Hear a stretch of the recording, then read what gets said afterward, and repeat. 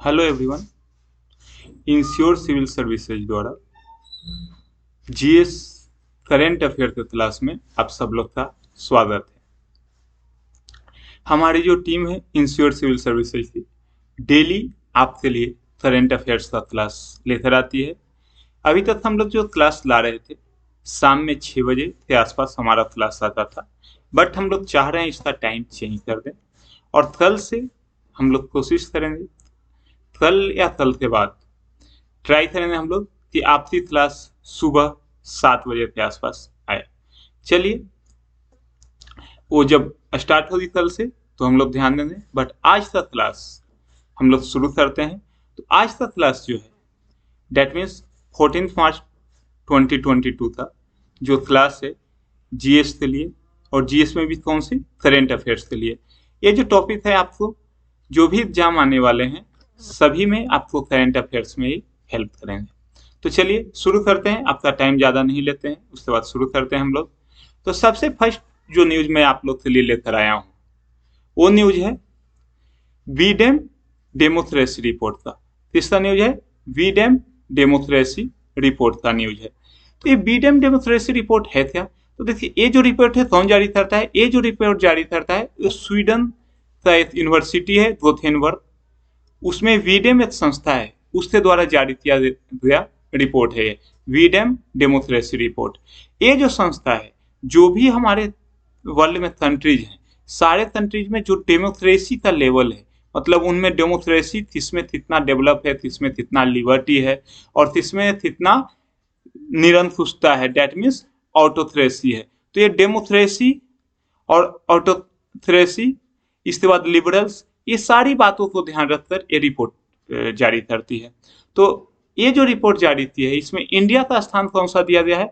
तो इंडिया का स्थान जो है 93rd दिया गया है ना। इंडिया का स्थान कौन सा दिया गया है? तो 93rd दिया गया है। देखिए, इसमें जो शीर्ष 5 कंट्रीज हैं वो कौन से हैं? तो स्वीडन है, डेनमार्क है, नॉर्वे है, उसके बाद कोस्टा रिका है, फिर न्यूजीलैंड है ना। देखिए, जो वीडेम डेमोक्रेसी रिपोर्ट था इसके अनुसार सारे कंट्री को इन्होंने 4 पार्ट में डिवाइड किया। सबसे फर्स्ट किसके बारे में? तो जो लिबरल डेमोक्रेसी था। फर्स्ट कैटेगरी कौन बनाया इसने? लिबरल डेमोक्रेसी था। सेकंड कैटेगरी किसका बनाया गया? तो सेकंड कैटेगरी जो बनाया गया इलेक्टोरल डेमोक्रेसी का बनाया गया।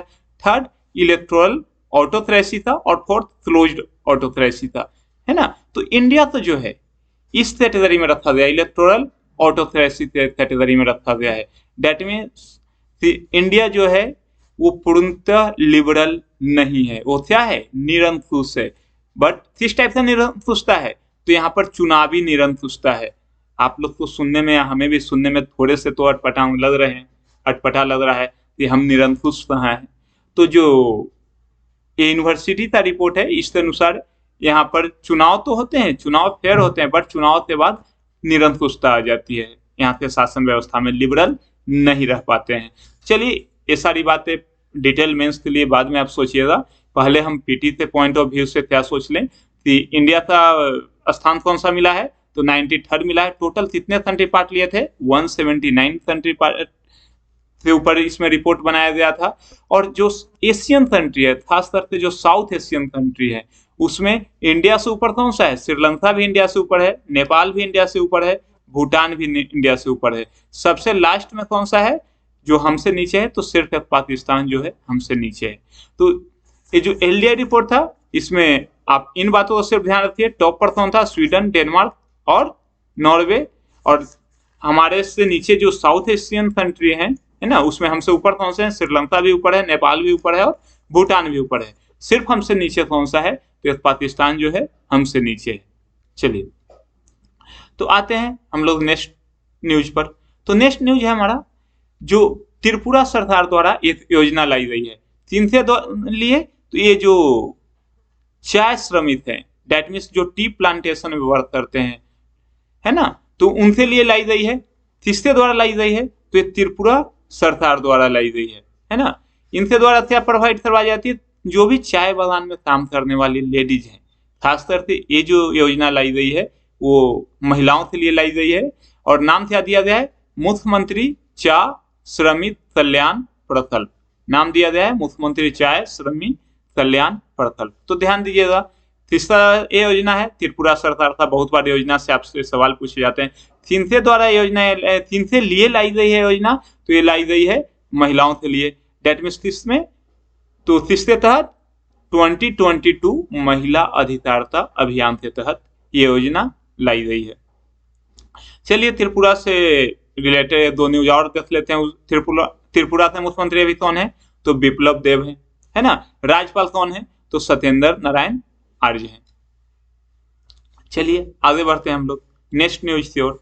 अगला न्यूज आपके लिए क्या है, तो अगला न्यूज है जो ministry of environment forest and climate change से है। किससे है, ministry of environment forest and climate change से है। इससे मिनिस्टर कौन से हैं, तो इससे जो मिनिस्टर हैं इसमें श्रम और रोजगार मंत्री कौन है, तो भूपेंद्र यादव हैं। और तो श्रम और रोजगार मंत्रालय और ministry of ministry of environment forest climate change द्वारा एक पुस्तक लॉन्च की गई है ना। वो पुस्तक कौन सा है, role of labour in India's development. तो सिर्फ आप इस पुस्तक का नाम ध्यान रखिए, role of labours in India's development. तो role of labours in India's development पुस्तक किसके द्वारा लॉन्च किया गया, तो श्रम और रोजगार मंत्रालय द्वारा लॉन्च किया गया है ना। इसको प्रकाशित किसने किया है, तो बीबी गिरी राष्ट्रीय श्रम संस्थान है, इनके द्वारा ये प्रकाशित किया गया है। इसमें क्या बताया गया है, इसमें जो हमारे श्रम का योगदान है, जो हमारे श्रमिक हैं, वो भारत के विकास में उनका योगदान क्या रहा है, वो टोटल कितने 12 लेखों के द्वारा बताया गया है। तो हम मेन पॉइंट इसमें क्या है, तो मेन पॉइंट है आपको इस बुक का नाम याद रखना है। बुक का नाम क्या है, role of labours in India's development. Launch किसके द्वारा किया गया है, तो ministry of environment forest and climate change के द्वारा।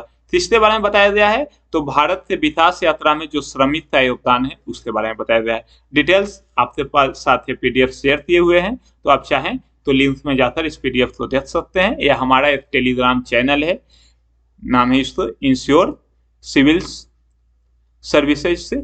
आप वहां पर जाइए, आपको रेगुलर जो करंट अफेयर होते हैं उनके पीडीएफ भी मिल जाएंगे, वीडियोज से भी लिंक आपको मिलते जाएंगे। और अगर आप डेली इस टाइप से वीडियोज देखना चाहते हैं करंट अफेयर से, तो हमारा जो यूट्यूब चैनल है उसको आप सब्सक्राइब कर लीजिए, आपको डेली इससे मिलते जाएंगे। चलिए, इसमें एक और टर्म आया आजादी का अमृत महोत्सव। आप सब लोग जान रहे हैं जो भी पढ़ाई से जुड़े हुए हैं कि अभी जो है तब से 2021 से तब तक 2023 तक क्या चलाया जा रहा है हमारे कंट्री में, तो आजादी का अमृत महोत्सव चलाया जा रहा है। किसके लिए चलाया जा रहा है, तो जो हमारे भूले विश्व स्वतंत्रता सेनानी है, जो हमारे स्वतंत्रता संग्राम में जो लोग योगदान दिए हैं, उनके याद में चलाया जा रहा है। कब लागू किया गया है, तो 2021 में। ये लास्ट कब तक चलेगा, तो 2023 तक ये लास्ट चलेगा। चलिए आते हैं अगले न्यूज की ओर। नेक्स्ट न्यूज कौन सा है, तो एक शख्स है, क्या नाम है इनका, एस सिकरी है ना। इनको क्या बनाया गया है, तो चार धाम परियोजना का अध्यक्ष नियुक्त किया गया। चार धाम परियोजना पर जो समिति बना है उसका अध्यक्ष नियुक्त किया गया। देखिए ये समिति, ये चार धाम परियोजना न्यूज में क्यों आया, तो चार धाम परियोजना के द्वारा जो भारत में चार धाम यात्रा होती है, चार धाम में कौन कौन से होते हैं, तो एक केदारनाथ होता है, कौन सा होता है, केदारनाथ। और कौन से होते हैं, बद्रीनाथ। और क्या होता है, यमुनोत्री। और क्या होता है, गंगोत्री। ये जो चार धाम यात्रा होते हैं, केदारनाथ, बद्रीनाथ, यमुनोत्री, गंगोत्री, इस यात्रा को सुलभ बनाने के लिए जो सड़क है उसको चौड़ीकरण का कार्य किया गया था। 4 लेन सड़क बनाने के लिए, सड़क चौड़ीकरण के लिए परियोजना लाई गई है। सड़क को चौड़ीकरण करने के लिए परियोजना लाई गई थी, चार धाम परियोजना। तो इसमें क्या हो रहा था, बहुत सारा इन्वायरमेंटल डिके हो रहा था, बहुत सारे पेड़ पौधे कट रहे थे, बहुत सारे इन्वायरमेंट को क्षति पहुंच रहा था, बायोडाइवर्सिटी हमारा नुकसान हो रहा था। तो इससे रिलेटेड कुछ केस सुप्रीम कोर्ट में गए हुए थे।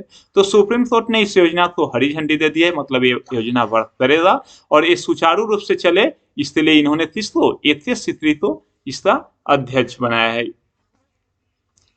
तो इसमें और ज्यादा आपको नहीं जानना है ना। तो सुप्रीम कोर्ट इस योजना को क्लियर कर दिया गया है, अच्छी बात है।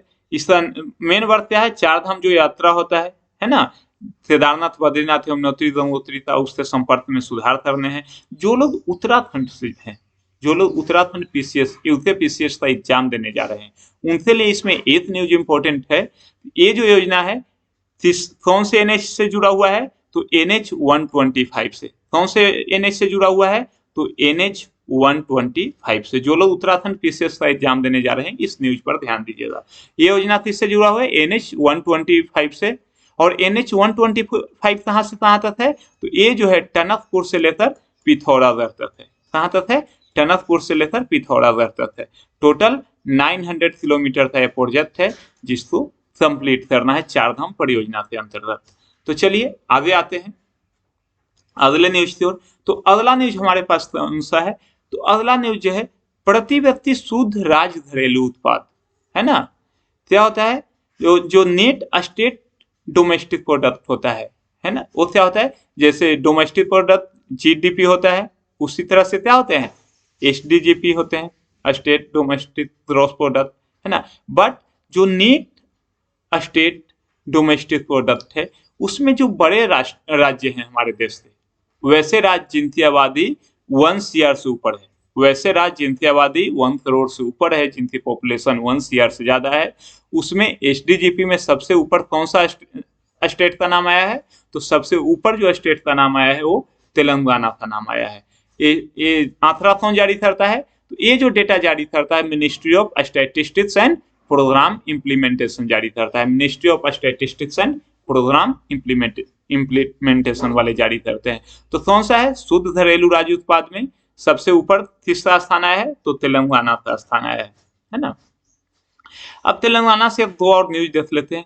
तो तेलंगाना में एक और न्यूज आपको किसानों के लिए है, रायतू बंधु योजना। ये किसके लिए? खेतों में पानी उपलब्ध करवाने के लिए। दुनिया की सबसे बड़ी लिफ्ट सिंचाई कोलेश्वरम परियोजना, है ना। दुनिया में सबसे बड़ी जो लिफ्ट सिंचाई क्या होती है? यहाँ ध्यान दीजिए, सिंचाई का जो साधन होता है 2 टाइप से आता है। एक जो नहर बनाए जाते हैं, जो सिंचाई के लिए नहर बनाए जाते हैं, ऊपर से पानी आ रहा है, इसको नीचे वाले पार्ट में नहर से जोड़ दिया जाता है, पानी अपने आप नीचे चला जाता है। बट बहुत बार ऐसा होता है कि वाटर सोर्स क्या है? गड्ढा में है ना, और पानी कहाँ पहुंचाना है? ऊपर पहुंचाना है। तो इसके लिए कौन सी परियोजना क्या किया जाता है? वाटर को यहाँ से लिफ्ट करके ऊपर डाला जाता है। डेट मीन्स जो वाटर सोर्स होते हैं, रिवर वगैरह जो होते हैं, वाटर सोर्स या जो झील होते हैं, यहाँ से वाटर को लिफ्ट करके ऊपर डाला जाता है, और इसीलिए इसका नाम क्या हो जाता है? लिफ्ट परियोजना। तो दुनिया का सबसे बड़ी लिफ्ट परियोजना अभी कहाँ चल रही है? सिंचाई परियोजना, तो कोलेश्वरम परियोजना चल रही है। दुनिया की सबसे बड़ी लिफ्ट सिंचाई परियोजना कौन सी है? कोलेश्वरम सिंचाई परियोजना है।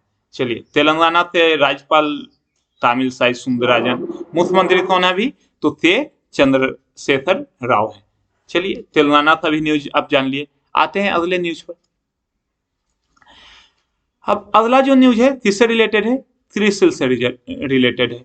तो त्रिशूल से क्या न्यूज दिया है? तो त्रिशूल का जो न्यूज है वो क्या है? हमारा जो इस बार का आर्थिक विकास अनुमानित विकास था, है ना, 8.5% अनुमानित था। उसको GDP का विकास, उसको कहाँ तक इन्होंने फिक्स किया है? इन्होंने फिक्स किया है कि ये जो विकास है कहाँ तक रह जाएगा? तो 7.8 पर बरकरार रह जाएगा इनके अनुसार। अब त्रिशूल क्या है? तो त्रिशूल एक संस्था है। कहाँ की संस्था है? तो इंडियन संस्था ही है। कहाँ की है? ये इंडियन एजेंसी है। ये क्या करती है? तो लोगों का त्रिशूल किसमें हेल्प करता है? तो जो क्रेडिटर्स होते हैं, क्या होते हैं? क्रेडिटर्स होते हैं, जो क्रेडिट देते हैं, या लेंडर्स होते हैं, बोरोअर्स होते हैं, ये सबको डिसीजन, फाइनेंशियल डिसीजन लेने में हेल्प करता है। इसमें फाइनेंशियल डिसीजन लेने में हेल्प करता है। तो इससे एक चीज आपसे क्वेश्चन कभी कभी पूछे जा सकते हैं, ये संस्था कहाँ की है? तो इंडियन कंसल्टेंसी है। और एक तीसरा पार्ट है, तो ये S and P global consultancy है। एस&पी ग्लोबल कंसल्टेंसी है, अमेरिका की, उसी का एक पार्ट है।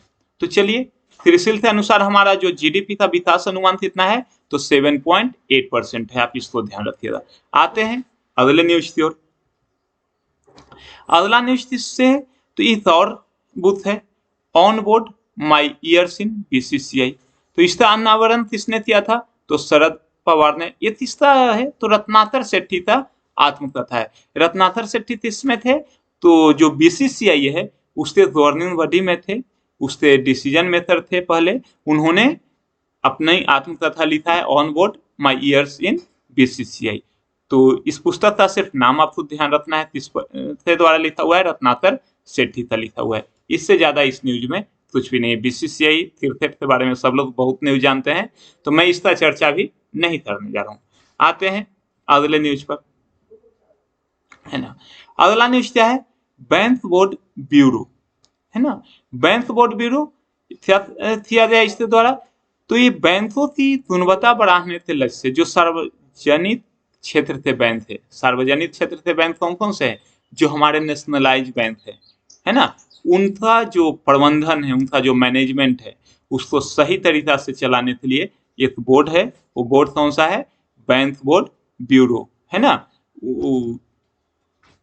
वो क्या एक विकास कार्यक्रम पेश किया है, जिससे जितने भी पब्लिक सेक्टर बैंक हैं उसके प्रबंधन में क्या हो, विकास हो, प्रबंधन सुचारू रूप से चलता रहे। एक और न्यूज है आपके पास, उस से रिलेटेड है। तो छत्रपति शिवाजी महाराज की प्रतिमा का अनावरण फिलहाल किसने किया था, तो हमारे जो प्रधानमंत्री है उन्होंने किया था। ये जो प्रतिमा है कितना है, तो छत्रपति शिवाजी महाराज की सबसे विशाल प्रतिमा लगाई गई है, 9.5 फीट क्या है ऊंची है। और ये बना हुआ किससे है, तो गन मेटल से बना हुआ है। किससे बना हुआ है, गन मेटल से बना हुआ है। कहाँ स्थापित किया गया है, आपको मेन इस सिटी का नाम याद होना चाहिए। कहाँ स्थापित किया गया है, तो पुणे में स्थापित किया गया है। और पुणे से एक और न्यूज देख लेते हैं। तो पुणे में जो है एक मेट्रो रेल परियोजना बनाई जा रही है। पुणे में एक मेट्रो रेल परियोजना बनाई जा रही है।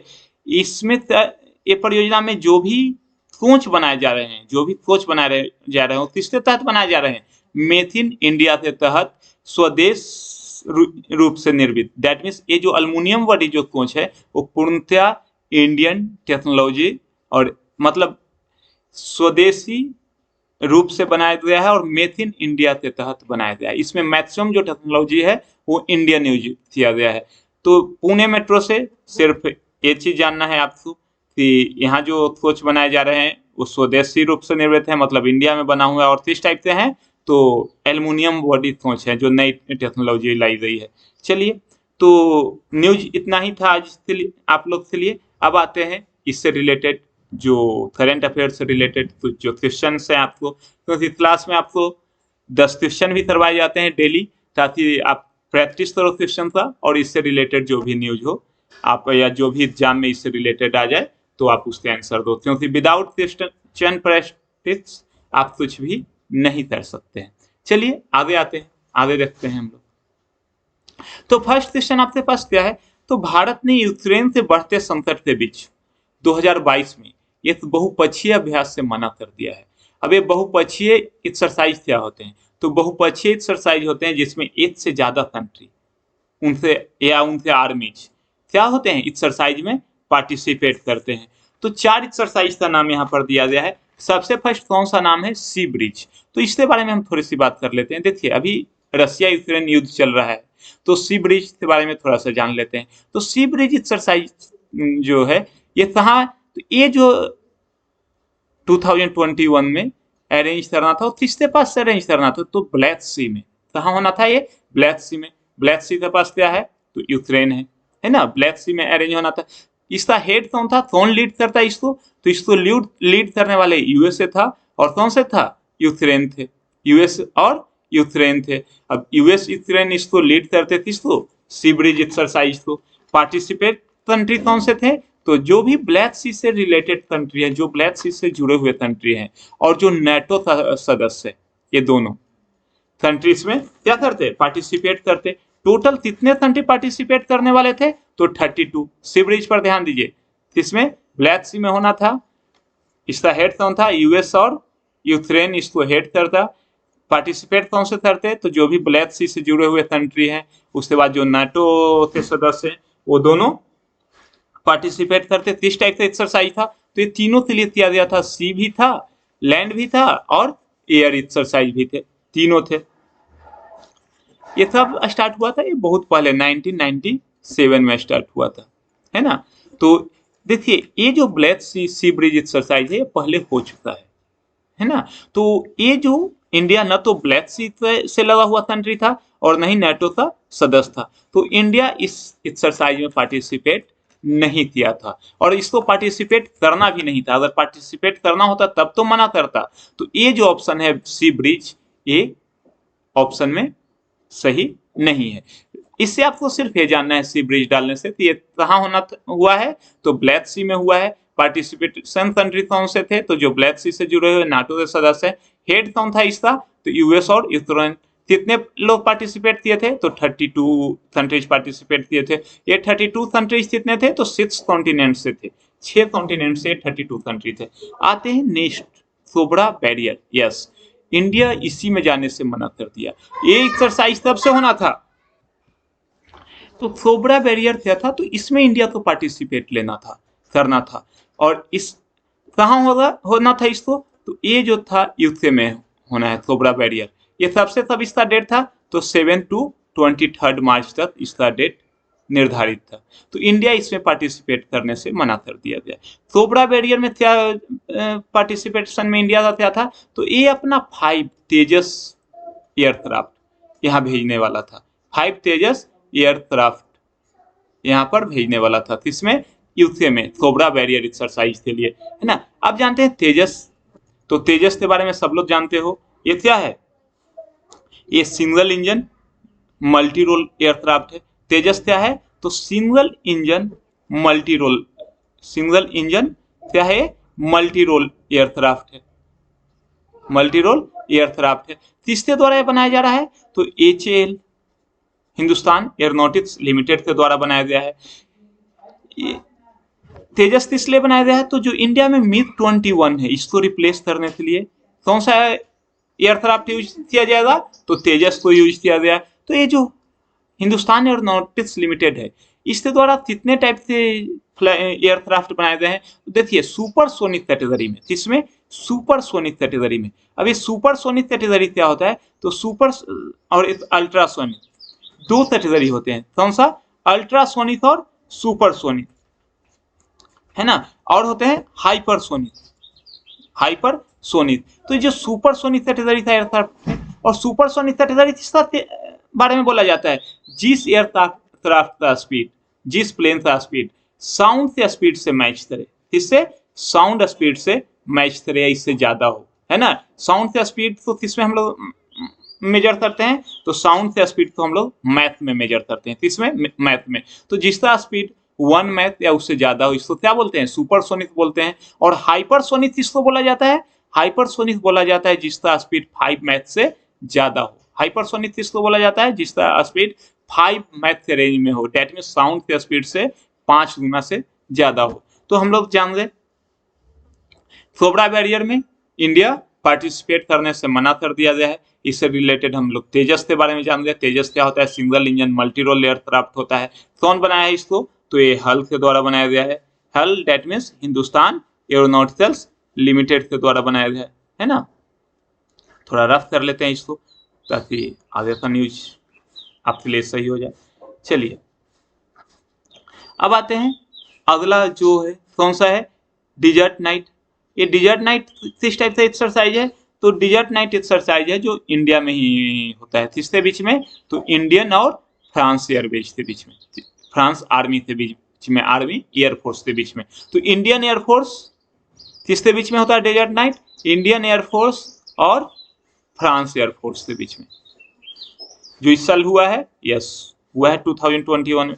और शेयर डेंसिटी डेस्टिनी, ये किस टाइप का एक्सरसाइज है, तो ये एक्सरसाइज इंडिया का है ही नहीं। ये एक्सरसाइज किसका है, तो इसमें चाइना पार्टिसिपेट किया था, पाकिस्तान पार्टिसिपेट किया था, और थाईलैंड पार्टिसिपेट किया था, और मंगोलिया पार्टिसिपेट किया था। तो ये जो शेयर डेस्टिनी जो एक्सरसाइज है वो इंडिया पार्टिसिपेट इसमें नहीं करता है।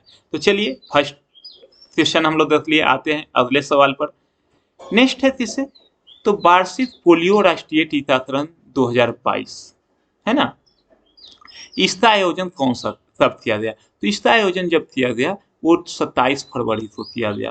कब किया गया इसका आयोजन, तो 27 फरवरी को किया गया, है ना। 27 फरवरी को एक और नाम डाला गया, इसका नाम क्या बोला गया? पोलियो रविवार। इस दिन कौन सा दिन था? रविवार। तो इसका नाम बोला गया पोलियो रविवार, है ना। तो आप ये पोलियो रविवार से अगर तभी टर्म आ जाए तो तब किया गया है, 27 फरवरी को किया गया है। तो ये न्यूज आप ध्यान रख सकते हैं, है ना, पोलियो रविवार। किसके लिए? तो ताकि 2 बूंद जिंदगी के लिए आप लोग हमेशा सुनते आए होंगे, 5 साल से कम उम्र के बच्चे को दिया जाता है पोलियो राष्ट्रीय टीकाकरण, 2 बूंद जिंदगी के लिए। चलिए आगे बढ़ते हैं हम लोग। रूस में एक वुशु स्टार्स चैंपियनशिप हुआ है 2022। इसमें भारत के खिलाड़ी ने स्वर्ण पदक जीता है। उसका नाम क्या है? तो उनका नाम क्या है? सादिया तारिक है। ये जो सादिया तारिक किस स्टेट से बिलोंग करती हैं? तो ये जो है JNK की है। कहाँ की? जम्मू एंड कश्मीर की बिलोंग करती है। अभी कितना इनका उम्र हो रहा है? तो 15 ईयर ओल्ड गर्ल है। कितना है? 15 वर्ष की ये लड़की है। कहाँ से है? जम्मू एंड कश्मीर से है और नाम है इनका सादिया तारिक। ये वुशु स्टार्स चैंपियनशिप में स्वर्ण पदक इन्होंने जीता है ना, जूनियर टूर्नामेंट में। देखिए 15 साल की है तो किसमें? जूनियर टूर्नामेंट में। तो आप सादिया तारिक का नाम याद रखिएगा, एग्जाम में पूछे जा सकते हैं। आते हैं अगले न्यूज पर, है ना। देखिए ये तो न्यूज कितने भारतोलसन में क्वालिफाई किया था, ये इतना इंपॉर्टेंट है नहीं आपके लिए, आंसर तो 12th होगा। बट हमें ये जानना है जो राष्ट्रमंडल खेल है 2022 ये कहाँ होने जा रहा है? ये जो होने जा रहा है बर्मिंघम, कहाँ? इंग्लैंड में होने जा रहा है। कहाँ? इंग्लैंड में होने जा रहा है। किसमें? बर्मिंघम में। बट इससे भी एक स्टोरी है। स्टोरी क्या है? इनिशियली ये कहाँ होना था? डरमन में होना था। डरमन डेट मीन्स कहाँ? साउथ अफ्रीका में होना था। कहाँ होना था? साउथ अफ्रीका में होना था। कौन सा? राष्ट्रमंडल खेल 2022। बट डरमन का फाइनेंशियल क्राइसिस के चलते इनको बोला गया कि नहीं आप फाइनेंशियली स्ट्रॉन्ग है नहीं, आपसे एक गेम हैंडल नहीं होगा। तो फाइनेंशियल क्राइसिस के चलते इनसे क्या कर दिया गया? मेजबानी लेकर किसको दे दिया गया? बर्मिंघम को दे दिया गया, इंग्लैंड को दे दिया गया। तो आप राष्ट्रमंडल खेल से ये ध्यान रखिएगा कि इस बार राष्ट्रमंडल खेल कहाँ होने वाला है? तो बर्मिंघम में होने वाला है। और नेक्स्ट जो होने वाला है वो कहाँ होने वाला है? जरा कमेंट में आप लोग डाल दीजिएगा। तो नेक्स्ट जो कॉमनवेल्थ गेम है वो कौन से सिटी में होने वाला है? इसको आप लोग कमेंट में डाल दीजिए, ज्यादा अच्छा होगा। चलिए आते हैं अगले दिन। तो मैक्सिकन ओपन 2022 ये किसने जीते हैं? तो ये जो जीते हैं किसने जीता है? तो राफेल नडाल ने जीते हैं। हराया किसको है? तो ब्रिटिश एक प्लेयर थे कैमरन नोरी, है ना, British player Cameron Norrie. That means runner up कौन रह गए? तो कैमरन नोरी। गोल्ड किसको मिल गया? डेट मीन्स विनर कौन हो गए? तो राफेल नडाल हो गए। चलिए आगे देखते हैं। अब 2022 के राष्ट्रीय विज्ञान दिवस का थीम क्या है? थीम क्या है इसका? तो इसका जो थीम है integrated approach in science and technology for sustainable future. ध्यान दीजिएगा आप लोग, थीम क्या है? Integrated approach in science and technology for sustainable future. अब हम लोग इसके बारे में थोड़ा सा और जान लेते हैं। जो नेशनल साइंस डे है ये मनाया कब जाता है? तो ये जब भी मनाया जाता है कब मनाया जाता है? 28 फरवरी को मनाया जाता है। डेट मीन्स 28 फरवरी को मनाया जाता है। क्यों मनाया जाता है? किनके याद में बनाया जाता है? तो ये रमन इफेक्ट का नाम आप लोग सुने होंगे, है ना, रमन इफेक्ट का नाम सुने होंगे। इसका प्रतिपादन किसने किया था? तो एक इंडियन साइंटिस्ट थे, क्या नाम था उनका? CV रमन। और इसी के लिए इनको क्या मिला था? नोबेल पुरस्कार मिला था। क्या मिला था इनको? नोबेल प्राइज मिला गया था। तो ये रमन इफेक्ट है, इसका खोज का डेट इन्होंने क्या बताया था? 28 फरवरी 1928। तो इसलिए इस डे को मनाया जाता है नेशनल साइंस डे के नाम से। तो ध्यान रखिएगा, साइंस डे किनसे खोज के लिए मनाया जाता है? तो रमन इफेक्ट के लिए। रमन इफेक्ट तो CV रमन, ये नाम तो आपको याद रहेगा। तब ये 28 फेब 1928 को इन्होंने खोज किया था और इनको नोबेल पुरस्कार कब मिला था? तो जो नोबेल पुरस्कार इनको मिला था 1930 में मिला था। कब मिला था? 1930 में। इस बार के न्यूज, करंट न्यूज से इसका क्या रिलेशन है? तो इसका थीम क्या है? तो थीम है सतत भविष्य के लिए विज्ञान और प्रौद्योगिकी में एकीकृत दृष्टिकोण। That means integrated approach in science and technology for sustainable future. तो अच्छी बात है, आप इसको ध्यान रखिएगा। अब देखिए, भारतीय नागरिकों को 30 देश से वापस लाने के लिए ऑपरेशन गंगा शुरू किया गया था। सब लोग जान रहे हैं यूक्रेन से लाने के लिए शुरू किया गया था। सारे लोग इस न्यूज से रिलेटेड हैं, सारे लोग न्यूज पढ़ रहे होंगे। बट अब हम लोग जान लेते हैं जो भारत सरकार है इससे पहले भी इस टाइप के अभियान चलाई है तो कब चलाई है और कहाँ से नागरिकों को इवैक्यूएट किया है, मतलब कहाँ से हम अपने देश के नागरिकों को वापस लाई है। तो सबसे फर्स्ट इससे पहले जो चला था वो तब 2020 में किस नाम से, तो वंदे भारत नाम से। किस नाम से, वंदे मातरम नाम से, वंदे भारत नहीं, वंदे मातरम नाम से। वंदे भारत क्या है, तो ये ट्रेन है। तो ये किसके लिए चलाया गया था, तो जो कोविड-19 के टाइम में जो दूसरे देश में लोग फंसे हुए थे उनको वापस लाने के लिए वंदे मातरम नाम से एक कैंपेन चलाया गया था, एक अभियान चलाया गया था जिससे दूसरे देश से लोगों को लिफ्ट करके इंडिया में लाया गया था। कोविड-19 से एक ऑपरेशन हमारी इंडियन नेवी भी चलाई थी।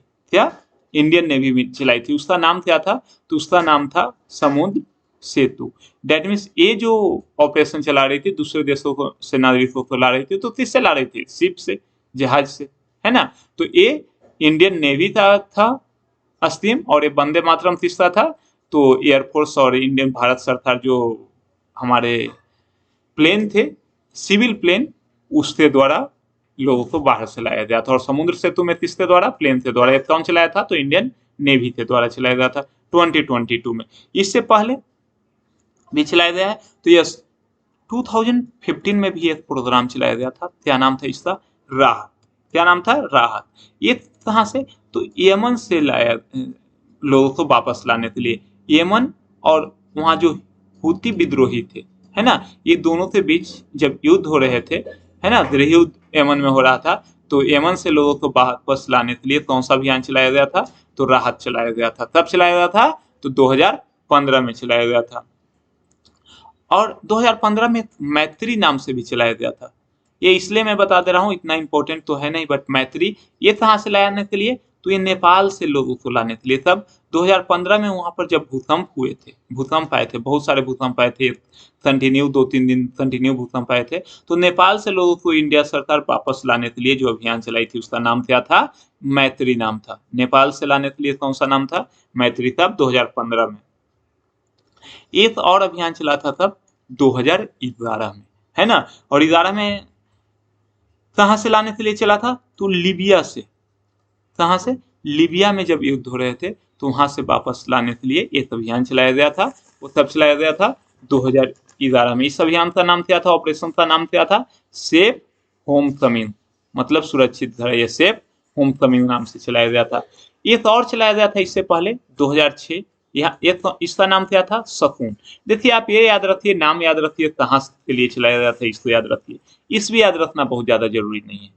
तो 2006 में सकून कहाँ के लिए चलाया गया था, तो लेबनान से लोगों को वापस लाने के लिए। कहाँ से, लेबनान से। और ये अभियान भी किसका था, इंडियन नेवी का ही था। तो देखिए दो अभियान था, समुद्र सेतु नेवी का था और ये सकून भी किसका था, इंडियन नेवी का ही अभियान था। सकून भी किसका अभियान था, तो इंडियन नेवी का अभियान था। और समुद्र सेतु भी किसका अभियान था, तो इंडियन नेवी का ही अभियान था, है ना। एक और जो बहुत ज्यादा प्रचलित है, आप लोग एक मूवी देखते होंगे, अक्षय कुमार की एक मूवी थी जिसमें वो बाहर एक बिजनेसमैन होते हैं बाहर के कंट्रीज में, और वहां से उन अपने हेल्प से और भारत सरकार के हेल्प से बहुत सारे लोगों को यहाँ ले आते हैं। कहाँ से, तो कुवैत से। कहाँ से बाहर लाए थे, कुवैत से, है ना। कुवैत पर कौन हमला कर दिया था, तो इराक जो है कुवैत पर हमला किया था तब 1990 में, है ना। तो इस समय जो भारत सरकार अभियान चलाई थी उसका नाम क्या था, एयरलिफ्ट। क्या नाम था, एयरलिफ्ट। और शायद एयरलिफ्ट नाम से मूवी भी बनाई गई है ना। तो आप इसको भी याद रखिएगा, क्योंकि इस बार अभियान चलाए जा रहे हैं तो हो सकते हैं इससे आपको सवाल मिले, इससे क्वेश्चन आपको मिले। चलिए आगे आते हैं। भारत के किस हवाई अड्डे को पावर पॉजिटिव एयरपोर्ट का दर्जा प्राप्त है, तो देखिए कोचीन इंटरनेशनल एयरपोर्ट लिमिटेड है। ये क्या किया है, तो सौर ऊर्जा संयंत्र लागू चलाया है अपने यहाँ, और कितना 12 मेगावाट ये बिजली उत्पादन करेगा। कौन सा, कोचीन का जो एयरपोर्ट है ना। तो इसलिए इसका नाम क्या बोला जाता है, तो पावर पॉजिटिव एयरपोर्ट का दर्जा दिया गया किसको, कोचीन इंटरनेशनल एयरपोर्ट लिमिटेड को। चलिए आते हैं अगला, भाषा प्रमाण पत्र सेल्फी अभियान किस मंत्रालय द्वारा शुरू किया गया है, तो ये किस मंत्रालय द्वारा शुरू किया गया है? तो ये जो शुरू किया गया है शिक्षा मंत्रालय द्वारा शुरू किया गया है। किसके लिए शुरू किया गया है? तो हमारे देश में जो सांस्कृतिक विविधताएं हैं, क्या है? सांस्कृतिक डाइवर्सिटी जो है, कल्चरल डाइवर्सिटी जो है, जो बहुभाषावाद है, डेट मीन्स बहुत सारे जो भाषा बोले जाते हैं, ये सबको क्या बोलते हैं? बहुत सारे भाषाओं को इज्जत देने के लिए, उनको भी अपने साथ समेटने के लिए, अपने साथ लागू करने के लिए, है ना? इसका मेन थीम क्या है? इसका मेन थीम है एक भारत श्रेष्ठ भारत। एक भारत श्रेष्ठ भारत के लिए, एक भारत श्रेष्ठ भारत, डेट मीन्स जो सांस्कृतिक हमारी विरासत है, सांस्कृतिक विविधता है, भाषाई विविधता जो है, उसको एक लाने के लिए। चलिए आगे वाले न्यूज पर आते हैं, लास्ट जो आज का न्यूज है ना? तो संयंत्र आधारित कोविड-19 वैक्सीन का उपयोग किसने किया है? तो ये जो उपयोग किया है किसने किया है? तो कनाडा ने किया है। संयंत्र आधारित कोविड-19 वैक्सीन का उपयोग किसने किया है? तो कनाडा कर रहे हैं। इंडिया का भी अपना कोविड वैक्सीन है। कौन कौन सा कोविड वैक्सीन है ना? वो तो आप जानते ही हैं, चाहे तो आप उसका नाम याद कर सकते हो। अब भी क्योंकि कोविड का सीजन थोड़ा कम हो गया, इसलिए कोविड से क्वेश्चन आप कम एक्सपेक्ट कर सकते हो, फिर भी हमें देखना तो चाहिए। तो चलिए आज के लिए इतना ही था, है ना? तो आज का क्लास यहीं पर समाप्त होते हैं।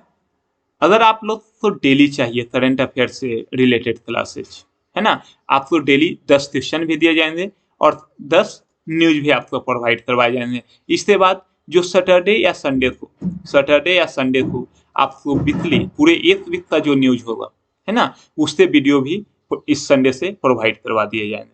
जो पूरे वीक का न्यूज होगा, वीकली जो न्यूज होगा, संडे से आपको प्रोवाइड करवाए जाएंगे एक वीडियो में, और डेली का भी आपके पास न्यूज आते रहेंगे। तो प्लीज आप पढ़ते रहिए, मेरा एक ही रिक्वेस्ट है, आप कहीं से भी पढ़िए, बट पढ़िए, बिना पढ़े हुए रिजल्ट नहीं आने वाले हैं। चलिए, चैनल सही लग रहा है तो सब्सक्राइब कर दीजिए, लाइक कर दीजिए। आज के लिए इतना ही, थैंक यू।